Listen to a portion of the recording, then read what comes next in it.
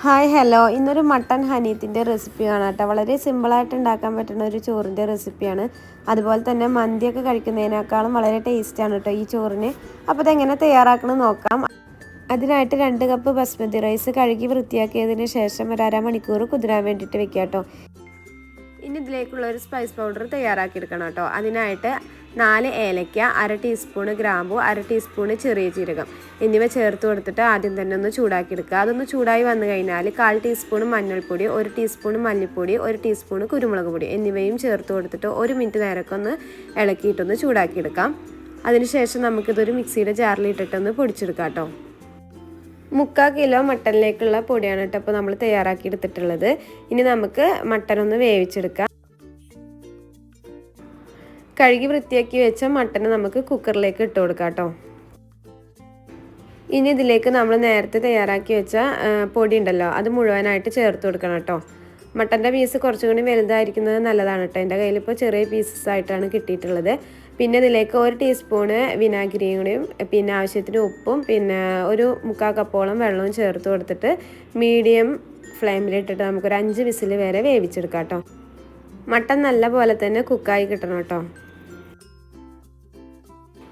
ഓരോ മട്ടനനുസരിച്ചിട്ട് ടൈമും അതുപോലെ തന്നെ വേവൊക്കെ വ്യത്യാസം വരും. 5 വിസിലൊക്കെ ആകുമ്പോഴേക്കും എനിക്ക് കറക്റ്റായിട്ട് വെന്ത് കിട്ടിയിട്ടുണ്ട് കേട്ടോ. ഇനി നമുക്ക് ഇതിൽ നിന്നും മട്ടൻ്റെ പീസസുകൾ മാത്രം വേറൊരു പാത്രത്തിലേക്ക് മാറ്റി കൊടുക്കാം കേട്ടോ. മട്ടൻ്റെ ഈ സ്റ്റോക്ക് വാട്ടർ വെച്ചിട്ടാണ് കേട്ടോ നമ്മൾ അരി വേവിച്ചെടുക്കുന്നത്. അങ്ങനെ മട്ടൻ്റെ പീസസൊക്കെ മാറ്റി കൊടുത്തതിന് ശേഷം നമുക്ക് ഈ സ്റ്റോക്ക് വാട്ടർ ഒന്ന് അളന്നെടുക്കാം കേട്ടോ. എനിക്കിപ്പോൾ ഇവിടെ ഒരു 1.5 കപ്പ് സ്റ്റോക്ക് വാട്ടറാണ് കേട്ടോ കിട്ടിയിട്ടുണ്ടായിരുന്നത്. ബാക്കി 2 കപ്പ് വെള്ളം ഞാൻ സാധാ വെള്ളമാണ് കേട്ടോ ചേർത്ത് കൊടുക്കുന്നത്.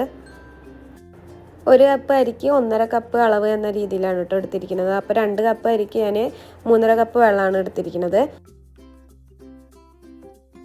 കുതിരാൻ വേണ്ടി വെച്ച അരിയൊക്കെ നമ്മൾ ഡ്രെയിനാക്കി വെച്ചിട്ടുണ്ട്. ഇനി നമുക്ക് ചോറ് തയ്യാറാക്കിയെടുക്കാം. അതിനായിട്ടൊരു പാനിലേക്ക് ഒരു 2 ടീസ്പൂണോളം ഓയിൽ ചേർത്ത് കൊടുക്കാം. പിന്നെ പട്ട, ഗ്രാമ്പു, ഏലക്കൊക്കെ ചേർത്ത് കൊടുക്കുക. പിന്നെ പെരുംജീരകം ഒരു 1/4 ടീസ്പൂണോളം ചേർത്ത് കൊടുക്കുന്നുണ്ട് കേട്ടോ. അതിനുശേഷം ഒരു ചെറിയ സവാള ചെറുതായി കട്ട് ചെയ്തിട്ട് ചേർത്ത് കൊടുക്കുക. സവാളൊക്കെ നല്ലപോലെ തന്നെ വഴറ്റിയെടുക്കാം. ഇനി ഇതിലേക്ക് ചെറുതായി കട്ട് ചെയ്ത് വെച്ച ഒരു തക്കാളിയാണ് കേട്ടോ ചേർത്ത് കൊടുക്കുന്നത്. അതുകൂടി ചേർത്ത് കൊടുത്തിട്ട് തക്കാളിയൊക്കെ നല്ലപോലെ ഉടഞ്ഞ് കിട്ടണ വരെ തന്നെ വഴറ്റിയെടുക്കാം. ജസ്റ്റ് ഒന്ന് മൂടി വെച്ച് വേവിക്കുന്നുണ്ട് കേട്ടോ. അങ്ങനെ 2 മിനിറ്റ് നേരം ആകുമ്പോഴേക്കൊക്കെ തക്കാളി നല്ലപോലെ തന്നെ ഉടഞ്ഞ് കിട്ടിയിട്ടുണ്ട്. ഇനി നമുക്കിതിലേക്ക് ക്യാപ്സിക്കം അതുപോലെ തന്നെ ക്യാരറ്റൊക്കെ ചേർത്ത് കൊടുക്കാം കേട്ടോ. ഒക്കെ ചെറുതായി കട്ട് ചെയ്തിട്ട് വേണം ചേർത്ത് കൊടുക്കാൻ. ഇനി നമ്മൾ നേരത്തെ മാറ്റി വെച്ച സ്റ്റോക്ക് വാട്ടർ ഒന്ന് മുഴുവനായിട്ട് ചേർത്ത് കൊടുക്കുക. പിന്നെ ആവശ്യത്തിന് ഉപ്പും ചേർത്ത് കൊടുക്കണം. അതൊന്ന് തിളച്ച് വരുമ്പോൾ ഇതിലേക്ക് അരി ചേർത്ത് കൊടുക്കാം.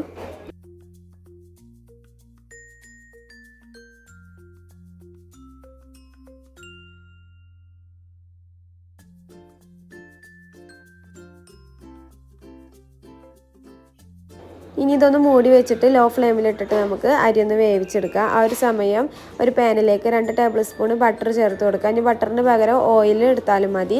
എന്നിട്ട് നമ്മൾ നേരത്തെ തയ്യാറാക്കി വെച്ച മട്ടൻ ഉണ്ടല്ലോ അതൊന്ന് ഷാലോ ഫ്രൈ ചെയ്തെടുക്കാം കേട്ടോ.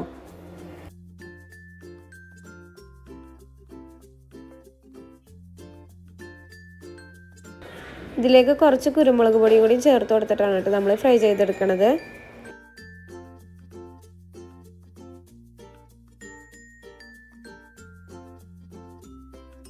ഇടയ്ക്കൊന്ന് മൂടി തുറന്നിട്ട് നമ്മളൊന്ന് അരി എല്ലാം പാടെ ഒന്ന് മിക്സ് ചെയ്തെടുക്കണം കേട്ടോ. അങ്ങനത്തെ അരിയൊക്കെ കറക്റ്റായിട്ട് നമുക്ക് വെന്ത് കിട്ടിയിട്ടുണ്ട് കേട്ടോ.